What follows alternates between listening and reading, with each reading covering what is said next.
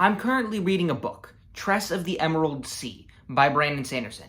And overall, it's quite a good book. It's very well written. It's done from Hoid's perspective, which is actually Wit, another guy from somewhere else in the Cosmere from books that I haven't read. I don't know, I'm not a super big Brandon Sanderson fan, but I've read a little bit of his work. But overall, Tress of the Emerald Sea, fairly decent book. However, there's one detail that makes it a lot more difficult for me to enjoy the rest of it, and that is that Tress, the main character, a rather slim 18-year-old woman who I don't think it's ever mentioned her working out, does a 15-minute dead hang, basically, off the side of a ship. Because Captain Crow says to the crew members that they can pull her up if she lasts for 15 minutes. Now, I am in very good shape. I have an exceptionally strong grip, even while wrestling. Like, I'll be able to pin people with a cradle with just, like, a few fingers and then, like, lock it like this and then pin them like that, which is something that not everybody can do. But I can only do a 2.5-minute dead hang. And granted, that's me fresh, but not really with my life on the line, so I could probably do quite a bit longer if I would fall to my death if I otherwise didn't. But the world record dead hang is 16 minutes. The world record. In our world, not Tress's world. I don't know, maybe people can dead hang for a really long time on Tress's planet, but that's never explicitly mentioned.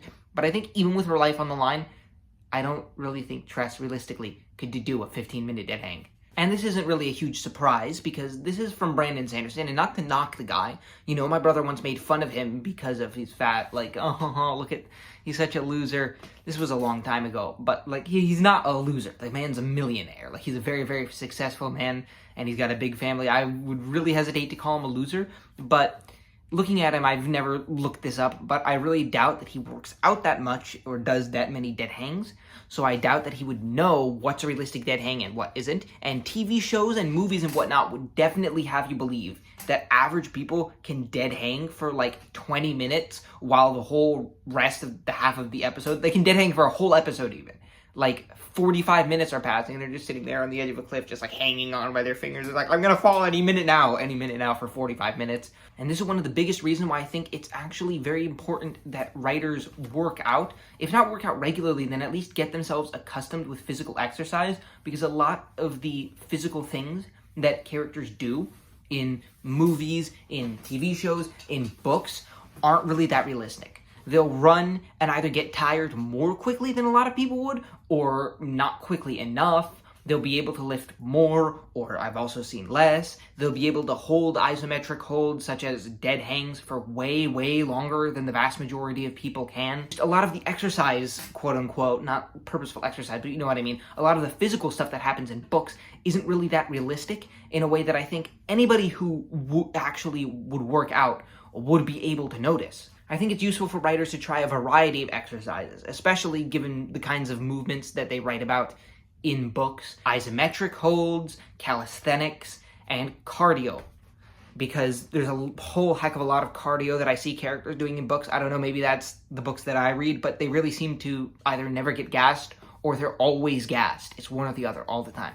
A really useful way for writers who are a bit more comfortable with violence like I am to get their exercise in so that they can get a more accurate representation of not only physical pursuits, but specifically fight scenes, because that's also something that a lot of writers write in very unrealistic ways, would be martial arts. Even just trying like a few sessions of various ones, like a preliminary boxing class, preliminary jiu-jitsu or wrestling class, something like that, just to give themselves the basics, or even do some online research, both of exercises, you know, what average and fit people can do, and of what doing all sorts of different martial arts is like, can really help a lot with fight scenes and with exercise, quote unquote, scenes, which is something that I think writers really under-research in a way, and they really should put a lot more research into. But the best research that you can do is research that you do with your own body. I may not think that this is important for the majority of the audience. And for the majority of the audience, to be fair, this isn't that important. Like, if you don't work out, most writers don't, you know, and if you don't get it all perfectly realistic, nobody's gonna really flame you. But there are plenty of people these days who do martial arts or work out in other ways, plenty of people these days who learn through learning about UFC how fights work. I think these days especially, there's probably going to be, especially going forward, a little bit more of an expectation for writers to be at least a little bit more accurate than they currently are when it comes to both physical exertion and when it comes to fight scenes. And it's just something that, whether or not it's expected, whether or not it's important, definitely there are plenty of readers who are going to notice, and plenty of readers who are going to feel more immersed in your story if the physical exertion that the characters do and the fights that they find themselves in are more realistic. That's not the only way that doing exercise, especially cardio, weightlifting can help as well, but cardio is very important for overall health, can help you in your writing. Doing exercises that boost your overall health are going to boost your overall energy levels and overall thinking. It's honestly surprised me a lot when I've seen a lot of stereotypical representations of jocks, that jocks are very unintelligent people, because most people who work out that I meet, I don't know if they're naturally more intelligent than other people, but they tend to think better, they tend to think more quickly, and this is backed up very well by science. Cognition is helped a lot by being in shape. People think of being in shape and then being smart and having good cognition as two different things. There's the guy who works out and he's the jock, and then there's like the thinker guy who doesn't really do any of that kind of stuff, but often they go hand in hand. You are actually going to think better the better shape you're in. As well, something that I've noticed among, to be honest, artists overall, but as well writers, is that there's often a lack of self-confidence. Oh, I don't know if I should really show my work to people, this kind of stuff. Oh, is this ever going to be a good novel? It's one of the biggest things that people talk about these days online. Oh, I really just doubt myself in my writing, and then that leads to me procrastinating and this and that. This is a problem just for people in general, not just artists or just writers or anything like that. And it's a problem that people have noted in many magazines and just among people in real life. The lack of self-confidence that people feel these days basically evaporates when you get in shape. This, to a certain extent, comes from being in good cardio shape, because that just makes you feel better day to day, which leads to you doing things better, which leads to you being more confident. But also, this comes from a demonstratively better looking physique.